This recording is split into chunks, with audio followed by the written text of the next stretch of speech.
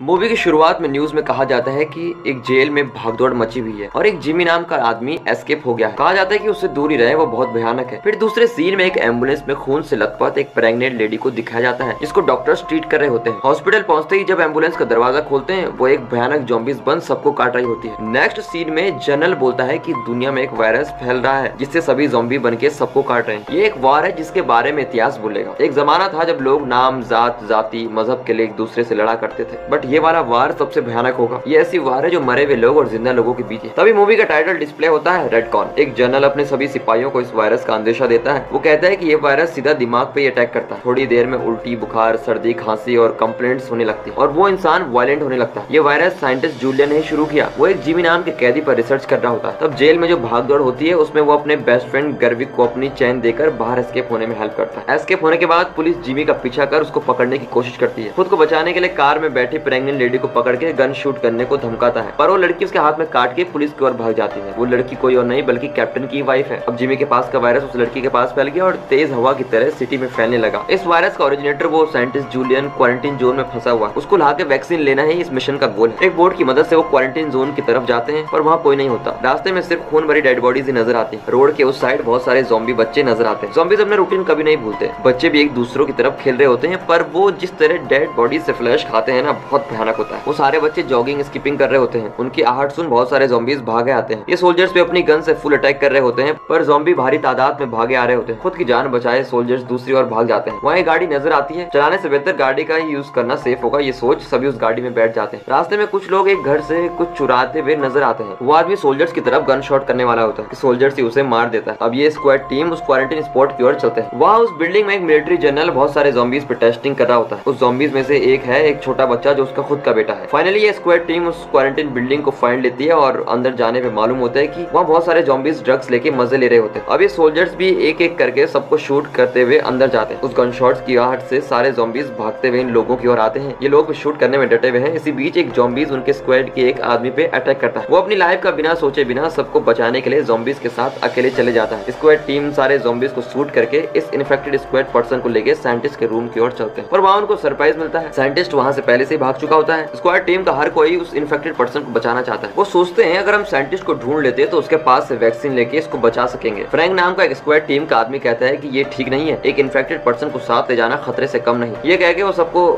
वो उसको शूट करने वाला होता है कि टीम के दूसरे लोग फ्रैंक पर ही गन पॉइंट कर देते हैं, पर वो इन्फेक्टेड पर्सन फ्रैंक की बात मान के गन से खुद को ही शूट कर देता है। नेक्स्ट सीन पे दो स्कूल पढ़ने वाली छोटी लड़कियां रोड पे चल रही होती है। वो सारे ज़ॉम्बीज को मरा हुआ देख धीरे धीरे डर डर के क्वारंटीन स्पॉट से बाहर जाने की कोशिश कर रही होती है। जेल से एस्केप हुए सारे कैदी एक ग्रुप बना लेते हैं और उस जगह पे उनका ही रूल चलता है। इनकी गैंग का एक आदमी को ही मिलिट्री स्क्वाड शूट करता है। गैंग लीडर उस मिलिट्री स्क्वाड पे बहुत गुस्से में होता है। अब दूसरों से कहता है कि उस मिलिट्री स्क्वाड को वो इस क्वारंटीन जोन से जिंदा नहीं छोड़ेगा। मिलिट्री स्क्वाड को साइंटिस्ट का रिकॉर्ड किया हुआ लास्ट वीडियो मिलता है जिसमें वो कहता है कि इन्फेक्टेड आर्मी सोल्जर्स उसकी जगह पे अटैक कर रहे हैं और सभी जिंदा लोगों को वहाँ से ले जा रहे हैं। अब उस साइंटिस्ट को फाइंड करने की जगह वो ज़ॉम्बी आर्मी है। दो लड़कियां खुद की जान बचाने के लिए एक शॉपिंग मार्केट में छुप जाती हैं। कुछ आहट आने पे देखती हैं कि वो साइंटिस्ट वहाँ कुछ खाने के सामान लेने आया। आर्मी स्क्वाड उस ज़ॉम्बी सोल्जर्स को ढूंढते हुए चलते जाते हैं। एक जगह उन्हें बहुत गंदी स्मेल आती है। जब देखते तो वहाँ डेड बॉडीज का ढेर पड़ा हुआ है। पीछे देखा तो ज़ॉम्बीज आर्मी वहाँ आर्म्ड गाड़ियों में आने लगती है। स्क्वाड टीम सोचती है कि उनके पास ज्यादा हथियार है, इनसे लड़के गोलियां बर्बाद कर नहीं सकते। ये सोच सभी उन डेड बॉडीज के साथ ही लेट जाते हैं। उन आर्मी ज़ॉम्बीज में से एक आदमी इन डेड बॉडीज के करीब आता है और एक आर्मी स्क्वाड पेरी नाम के एक आदमी को खींच लेता है। वो स्क्वाड वाला मैप ट्रैकिंग की एक्टिविटी कर रहा होता है। अब थक के जो ज़ॉम्बीज इन्होंने देखे सारे बिना अक्ल वाले, सिर्फ वायलेंट ही थे, पर ये वाले ज़ॉम्बीज में अच्छी कम्युनिकेशन थी जो खुद के रूल्स फॉलो करते हुए एक्चुअल आर्मी की तरह होते हैं, क्योंकि यही उनके सबकॉन्शियस माइंड में स्टोर हुआ होता है। सब लोगों को एक कंटेनर में डाल के धकेलने लगते हैं। उसी कंटेनर में वो स्कूल की लड़की और साइंटिस्ट भी मौजूद है। ये नजारा वो पेरी नाम का स्क्वाड टीम मेंबर अपनी टीम को इन्फॉर्म करता है और कहता है कि वो साइंटिस्ट इसी क्राउड में है। ये सुन वो स्क्वाड टीम ज़ॉम्बीज आर्मी की ओर चिल्लाता है। ये आर्मी स्क्वाड बिल्कुल ज़ॉम्बीज की तरह ड्रेसअप होकर कंटेनर के एंट्रेंस में खड़े ज़ॉम्बीज को मार के अंदर जाते हैं और एक सोल्जर्स को गन दिखाते हुए वो आगे आने से मना कर देते हैं। फिर एक सोल्जर गोली मारने के नाटक कर उस साइंटिस्ट को घुमा देता है। अब साइंटिस्ट को पकड़कर दूसरी जगह ले जाने वाले होते हैं। तब उस स्कूल की लड़की कहती है कि उसे ही क्यों ले जा रहे हो, हमें भी लेके जाइए। तब वो स्क्वाड टीम ठीक है आ जाइए कह के सबको बाहर ले जाते हैं। साइंटिस्ट की पॉकेट में एक ट्रैकर डाल देते हैं। स्क्वाड टीम मेंबर फ्रैंक कहता है कि हमारा मिशन सिर्फ साइंटिस्ट को बचाना ही था, तुम सबको बचाने का सोच गलत कर रहे हो। गन शूटिंग की आवाज सुन सारे ज़ॉम्बीज आर्मी आ जाते हैं और सब नॉर्मल लोगों पे शूट करने लगते हैं। अब दोनों आर्मीज के बीच घमासान लड़ाई शुरू हो जाती है। साइंटिस्ट को बचाना ही हमारा मिशन है, इसको बचाने से ही वैक्सीन मिल सकती है। ये सोच थोड़े स्क्वाड के मेंबर उस साइंटिस्ट को लेके जंगल में चले जाते हैं। फ्रैंक सबको झूठ बोल देता है कि कैप्टन भी सबके साथ मारा गया। अब हम साइंटिस्ट को कोई सेफ जगह ले चलते हैं। इस तरह कैप्टन सबको बचाने में अकेला डटा हुआ है। ज़ॉम्बीज़ उस बड़ी वाली स्कूल लड़की पे अटैक करने लगते हैं और वो छोटी लड़की उसे पीछे से मार रही होती है। अब स्क्वाड की लेडी मेंबर उस लड़की को बचाने एक पत्थर लेके ज़ॉम्बी के सर पर जोर से मार के सारा खून पहुंच छोटी लड़की को अपने साथ ले चलती है। एक और टीम मेंबर कैप्टन से कहता है कि प्लीज आप सब चलिए, मैं इन ज़ॉम्बी से डील कर लूंगा। नेक्स्ट सीन में एक कपल स्क्वाड टीम जो साइंटिस्ट के साथ है उनसे हेल्प मांगते हैं। वो कहते हैं कि उनकी कार ब्रेक डाउन हो चुकी है। फ्रैंक को ये देख बहुत इरिटेट हो जाता है। वो बिना कुछ सोचे उस लड़की पे गोली चला देता है और लड़के पे गोली चलाने वाला होता है कि पीछे से रिवर्स नाम के स्क्वाड टीम पूछता है कि अब वो क्यों इनोसेंट लोगों पे बेरहमी से गोली मार रहा है। फ्रैंक जवाब देता है कि हम मिशन साइंटिस्ट पर हैं, ये एक वॉर है, इसमें हमारे मिशन के अलावा कुछ और इम्पोर्टेंट नहीं होना चाहिए। इस बात में दोनों स्क्वाड टीम मेंबर में लड़ाई होने लगती है। दूर से नजारा वो चोर का गैंग देख रही होती है। इस मौके का फायदा उठा के वो सबको मार देना चाहते हैं, पर रिवर्स अपनी जान देके सबको उस जगह से हट जाने का इशारा दे देता है, जिससे सभी की जान बच जाती है। साइंटिस्ट उसकी लैब ले जाता है और कहता है कि यहाँ उसकी टेस्टिंग होती है। पीछे से फ्रैंक जोर से साइंटिस्ट पे किक कर देता है और कहता है कि इस साइंटिस्ट की वजह से ही हमारे स्क्वाड टीम वालों को उनकी जान खोनी पड़ी। अब दूसरा वाला साइंटिस्ट भी गुस्से से मारने लगता है। कैप्टन स्क्वाड उस ट्रैकर की हेल्प से वहाँ पहुँचता है और ये साइंटिस्ट को मार खाते हुए नजारा देखता है। फिर सोचता है कि मुझे ज़ॉम्बीज़ के बीच अकेला छोड़ा है, ये साइंटिस्ट के साथ ये हरकत कर रहा है। फ्रैंक उस छोटे बच्चे को देख फिर से चिढ़ जाता है और कहता है हम जो मिशन पे आए हैं अगर उसी पे फोकस करते तो हमारे टीम मेंबर्स न मरते। तुम एक अच्छे कैप्टन ही नहीं हो। ये सुन कैप्टन को गुस्सा आ जाता है और दोनों में लड़ाई शुरू हो जाती है। वो फ्रैंक को एक रूम में बंद कर देता है, फिर साइंटिस्ट के साथ अपना इन्वेस्टिगेशन शुरू करता है। साइंटिस्ट कहता है कि उसने म्यूटेटेड एग फाइंड किया है जिसे आर्मी सोल्जर्स में इंजेक्ट करने से उनको ज्यादा शक्ति मिलेगी। उसकी ये सोच होती है। वो सारे जख्मी सोल्जर्स के बदन में इंजेक्ट करता रहता है, इसलिए वो इन्फेक्टेड आर्मीज कंप्लीट ज़ॉम्बीज़ में नहीं बदलती, उनके जेनेटिक्स में कुछ बदलाव आ जाता है। इसका वैक्सीन उसने जिमी नाम के कैदी में इंजेक्ट किया था, पर जेल में चली भागदौड़ के बीच में बच गया था। जब वो पुलिस से बचने प्रेग्नेंट लेडी पे शूट करने की कोशिश करता है, उस लड़की के काटने से गलती से उस लड़की में इन्फेक्शन फैल के ये दुनिया ही इस भयानक हाल में खड़ी हुई है। वो प्रेग्नेंट लेडी कोई और नहीं, उस कैप्टन की बीवी है। तुम्हारी वजह से मेरी बीवी और मेरा बच्चा दोनों मर गए। यहाँ किरा नहाते वक्त उसको एहसास होता है कि ज़ॉम्बीज़ को मारते वक्त उसका खून शायद मेरे मुंह में गया होगा, शायद मैं भी ज़ॉम्बीज़ बन सकती हूँ। ये बात वो अपने बॉयफ्रेंड से कहती है। तुम्हारे बिना मैं जी के क्या करूँ, ये कहे वो किरा को किस करके खुद को इन्फेक्ट कर लेता है। छोटी बच्ची सोते वक्त बुरा सपना देख चीख के उस कैप्टन के गले लग जाती है। कैप्टन को भी उस बच्ची से अपनापन सा महसूस होने लगता है। कैप्टन फ्रैंक के पास जाके कहता है कि हम जो मिशन पे आए हैं उसी पे फोकस करते हैं, बेहतर इसी में है कि हम बिना लड़े काम करें। इधर किरा और उसका बॉयफ्रेंड साइंटिस्ट को किडनैप कर अपने साथ ले जाते हैं। उसको यकीन था कि साइंटिस्ट के पास जरूर वैक्सीन होगी जिससे वो बच सकते हैं। पीछे ही कैप्टन आ जाता है और कहता है कि साइंटिस्ट को छोड़ दो। साइंटिस्ट भी कह देता है कि इसका कोई वैक्सीन नहीं है। इतने में वो चोरों वाली गैंग इन पे अटैक करने लगती है। फिर दोनों तरफ शूटिंग शुरू हो जाती है। स्क्वाड टीम धीरे धीरे एक कार में घुसने लगती है। आखिरी में फ्रैंक छूट जाता है। फ्रैंक सोचता है कि कोई उसे नहीं बचाएगा, पर कैप्टन उसकी लाइफ रिस्क करके उसे बचा के सभी दूसरी जगह मूव हो जाते हैं। थोड़ा आगे जाने के बाद किरा और उसका बॉयफ्रेंड कार से उतर जाते हैं। फिर दोनों ही सोचते हैं कि हमने अपनी सारी जिंदगी आर्मी के लिए गुजार दी, थोड़े आखिरी पल अपने लिए जीते हैं। दोनों ड्रेस चेंज करके थीम पार्क में कपल्स की तरह चल रहे होते हैं। जनरल को इन्फॉर्म किया जाता है कि साइंटिस्ट पकड़ा गया। वो एक हेलीकॉप्टर में उस जगह पहुंच जाता है। उस वक्त साइंटिस्ट अपनी पॉकेट से एक छोटी बुक निकाल के कैप्टन को ये कह देता है कि अगर उसको कुछ हो गया तो ये बुक काम आ सकती है। जनरल पहुंचते ही फ्रैंक को एक निगाह से देखता है। फ्रैंक इमीडिएटली कैप्टन के हाथ से गन खींच लेता है। जनरल साइंटिस्ट के करीब जाके उसके माथे पे सीधे गोली मार देता है। इसकी वजह से मेरा बेटा आज जिंदा नहीं है। सबको फुल शॉक हो जाता है। कैप्टन सोचता है कि ये साइंटिस्ट ही अब बिगड़ा हुआ काम ठीक कर सकता था, पर जनरल ने सब कुछ खराब कर दिया। पैरी के पास से रिसर्च वर्क लेके वहाँ से चला जाता है। कैप्टन उस जनरल से पूछता है एटलीस्ट इस छोटी बच्ची को लेके जाइए, बट जनरल उसे ले जाने से भी इंकार कर देता है। फ्रैंक को गुस्सा आ जाता है कि जनरल सबको छोड़ के जा रहा है, बट बाजू के सोल्जर्स फ्रैंक के पांव पर गोली मार देते हैं। फ्रैंक को हाथ से सपोर्ट दिए कैप्टन उसकी मदद कर रहा होता है। सब ज़ॉम्बीज़ से भाग अपनी जान बचा रहे होते हैं, तभी छोटी बच्ची के हाथ से उसकी डॉल गिर जाती है और एक ज़ॉम्बी उस पे अटैक कर देता है। फिर भी वो किसी तरह हाथ छुड़ा के कैप्टन के साथ आ जाती है। फ्रैंक सबको जाने को बोल ज़ॉम्बीज़ को एक एक कर शूट करता रहता है, पर सारे ज़ॉम्बीज़ फ्रैंक पे पूरी तरह से अटैक कर देते हैं। अब बाहर आते ही कैप्टन पैरी को मारने लगता है। ये कहता है कि सभी ने पीठ पीछे बातें छुपा दी, पर अपनी गलती का एहसास कर माफी मांगने लगता है और कैप्टन उसे छोड़ चलता है। थोड़ी देर बाद छोटी बच्ची पूछती है कि क्या आप मुझे भी छोड़ देंगे। तभी कैप्टन नोटिस करता है कि उसके हाथ में ज़ॉम्बी का कटा हुआ निशान है। उसको समझ नहीं आ रहा था कि क्या करें। दोनों एक जगह रेस्ट करने लगते हैं। कैप्टन को सपने में उसकी वाइफ उसका बच्चा नजर आता है। आंखें खोल देखता है वो छोटी बच्ची ज़ॉम्बी बन कैप्टन पे अटैक कर देती है। तभी उसे एहसास होता है कि वो बस एक सपना था, ऐसा नहीं होगा। फिर भी पूछता हूँ, अगर आप ज़ॉम्बीज़ वर्ल्ड में स्टक हो जाएं और एक ज़ॉम्बीज़ बच्ची से आपको मदद लेनी हो तो आप क्या करेंगे? कमेंट सेक्शन में जरूर बताइएगा। वो धीरे से उठ उस बच्ची को गोली मार देने का सोचता है, पर दिल नहीं मानता, इसलिए उसे अकेला वहाँ छोड़ देता है। यहाँ पैरी को सर्वाइवर टीम चेक करती है और पहचान लेती है कि ये इन्फेक्टेड नहीं है, इसलिए अपने साथ ले चलते हैं। कैप्टन कार स्टार्ट कर रहा होता है। कार स्टार्ट करने की आवाज से वो बच्ची कार के पीछे आके रुक जाती है। उस बच्ची के पीछे एक ज़ॉम्बी आ रहा होता है। कैप्टन को उस बच्ची से इस कदर लगा हो जाता है कि वो फिर से उस बच्ची को बचाने के लिए उछल पड़ता है। कैप्टन उस बच्ची से सॉरी कह के कहता है कि वो उस लड़की को अब कभी अकेला नहीं छोड़ेगा। इतने में वहाँ चोरों वाली गैंग आ जाती है। मिलिट्री जनरल की मीटिंग होती है। वो बातें कर रहे होते हैं कि जॉम्बीज के स्पोर्ट को बॉम्ब डालना होगा, तभी ये इन्फेक्शन को रोक सकते हैं। पर वो जनरल मना कर देता है। हमने उस साइंटिस्ट की मदद से उन आर्मी सोल्जर्स पे इसलिए टेस्टिंग की थी ताकि वो एक्स्ट्रा पावर स्किल्स के साथ रहें। वो प्लान अब बिल्कुल ठीक चल रहा है। जॉम्बी आर्मी हमारी आर्मी से बहुत ज्यादा पावरफुल है, तो उस जॉम्बी आर्मी को मारे बिना सिर्फ कंट्रोल करने में ही डेस्क के लिए ठीक होगा। पर दूसरे लोग कहते हैं कि इंसानों की जान सबसे इंपॉर्टेंट है, बॉम्ब डालने का प्लान रोकना चाहिए। चोरों की गैंग उस कैप्टन को एक मुर्गी को ग्रिल किए जैसा टांगे हुए हैं। चोर गैंग लीडर कैप्टन से पूछता है कि वो यहाँ किस लिए आए हैं। ये मिलिट्री मिशन है, इसे सीक्रेट ही रखा जाता है। कह देता है तुम सब मिलिट्री के लोग ऐसे ही होते हो, हर एक कैदी में कुछ न कुछ रिसर्च कर रहे होते हो। उस बच्ची को देखो, उसे मार देना चाहिए, वो इन्फेक्टेड हो चुकी है। पर कैप्टन कहता है कि उसे छोड़ दो, मत मारो। अब गैंग लीडर उस कैप्टन को गन देके कहता है इधर तुम जिंदा रह सकते हो या वो लड़की, डिसाइड तुम कर लो। अब वो खुद को ही शूट करने वाला होता है। ये देख वो चोर हाथ से गन ले लेता है और उस छोटी बच्ची के हाथ में दे देता है। हाथ में गन ले वो कैप्टन से माफी मांगने लगती है और कहती है कि वो कैप्टन के बगैर जिंदा नहीं रह सकती, कैसे भी मैं मरने वाली हूँ। चोर उस बच्ची के गले में एक चेन देख के पूछता है कि ये चेन कहाँ से मिली। वो कहती है कि ये उसके डैडी ने उसको दिया। फिर चोर पूछता है कि उसके बाप का नाम क्या है। जिमी। जिमी का नाम सुनते ही वो उस बच्ची को हाथ में ले सबको कहता है कि ये हमारे जिमी की बेटी है। जिमी का बेस्ट फ्रेंड ही गैंग का लीडर होता है। यहाँ जनरल बहुत परेशान है बॉम्ब ब्लास्ट के प्लान से, क्योंकि उसका खुद का बेटा ही जॉम्बी है। वो अपने बेटे को गोली मार देता है। जॉम्बी आर्मी को वो अपने कंट्रोल में ला सकता है, ये प्रूव करने के लिए खुद को ही जॉम्बी इंजेक्शन ले लेता है। चोर उस कैप्टन को वहाँ पे स्टे करने को कहता है। उनके पास खाने पीने की हर चीज है। कैप्टन कहता है कि ज्यादा दिन हम वहाँ नहीं रह सकते, बिल्कुल ही सेफ नहीं है। वहाँ से निकलने का रास्ता पूछता है। फिर वो एक मैप दिखाकर कहता है कि 20 माइल्स की दूरी पर एक बॉर्डर है, वहाँ बहुत सारे सोल्जर्स होंगे। क्वारंटीन जोन से बाहर निकलना इतना आसान नहीं होगा। कैप्टन कहता है कि बॉर्डर के आसपास बहुत लोग होंगे, उनके जरिए हम बॉर्डर क्रॉस कर सकते हैं। कैप्टन उन चोरों को भी बुलाता है, पर वो जवाब देते हैं कि हम जेल के कैदी हैं, कैसे भी बॉर्डर उस पार करके हमें फिर से जेल में डाल दिया जाएगा। उससे बेहतर है हम ज़ॉम्बीज़ के बीच ज़ॉम्बीज़ की जिंदगी जिए। कैप्टन और वो बच्ची वहाँ से निकल जाते हैं। बीच रास्ते में कार रोक के वो उस वॉकी टॉकी से अपने आने की इन्फॉर्मेशन देने की कोशिश करता है और फिर उस छोटी सी बच्ची के साथ खेलने लगता है। खेलते वक्त वो उस बच्ची के हाथ में देखता है कि जो जॉम्बी के काटने से निशान बना था वो बिल्कुल ही सूख चुका है। ये देखो सरप्राइज हो जाता है और वो साइंटिस्ट की दी हुई बुक को खोल देता है। उसमें साइंटिस्ट ने मेंशन किया है कि वो बच्ची ही इस हॉरर का वैक्सीन है। नेचुरल इम्यूनिटी होने के कारण हमने जिमी को वैक्सीनेशन के लिए चूज किया था। उसकी बेटी ही इस बीमारी की वैक्सीन बनेगी। इसको सेव करने के लिए ही साइंटिस्ट उस बच्ची के पीछे ही रहा होगा। किसी भी तरह मुझे इस बच्ची को क्वारंटाइन जोन से बाहर ले जाना पड़ेगा। वॉकी टॉकी की मदद से कैप्टन जनरल को इन्फॉर्म कर देता है कि वैक्सीन फाइंड हो चुकी है, जिसे जनरल जवाब देता है कि थोड़ी देर में क्वारंटाइन जोन को बॉम्ब से ब्लास्ट करने वाले हैं, तुम वैक्सीन फाइंड करो या मरो, मुझे कोई फर्क नहीं पड़ेगा। ये सुन कैप्टन आग बबूला हो जाता है और बॉर्डर की ओर चलता रहता है। कैप्टन का हाथ छोड़े वो बच्ची भागने लगती है। तभी उसने वहाँ जमीन पे हाथ पैर कटे हुए ज़ॉम्बी को देखा। कैप्टन समझने लगता है कि उस जगह ज़ॉम्बी न आए, इसलिए वहाँ थोड़े बम्स खोद के रखे गए हैं। थोड़ी देर में वहाँ फुल ज़ॉम्बीज आने लगते हैं। वो उस जगह में फंस जाती है। कैप्टन उसे बचाने धीरे धीरे उसकी ओर आ जाता है। ज़ॉम्बीज उस बॉम्ब से फटने लगते हैं। ये नजारा दूर से देख सर्वाइवर टीम इन दोनों को बचा के ले जाती है। कैप्टन सबसे कहता है कि हमें यहाँ से निकलना पड़ेगा, इधर बॉम्ब ब्लास्ट होने वाला है। पर कोई भरोसा ही नहीं करता। तुम्हारी बात पर यकीन कर 200 से ज्यादा लोगों को ज़ॉम्बी के बीच से नहीं ले जाया जा सकेगा। आर्मी हमें बचाने आएगी। कैप्टन पूछता है इतने दिनों में आप सब यहाँ हो, क्या किसी ने रिस्की फ्लाइट देखी है? आर्मी का मिशन है ज़ॉम्बीज को मिटाना। इस बीच हम जैसे लोग अगर मर भी जाएं तो कोई फर्क नहीं पड़ेगा। मैंने वैक्सीन फाइंड कर ली है, किसी को यकीन करना है करे। मैं बॉर्डर के ओर जा रहा हूँ। वो सोचती है कि इसके हाथ से जाना ही सेफ होगा।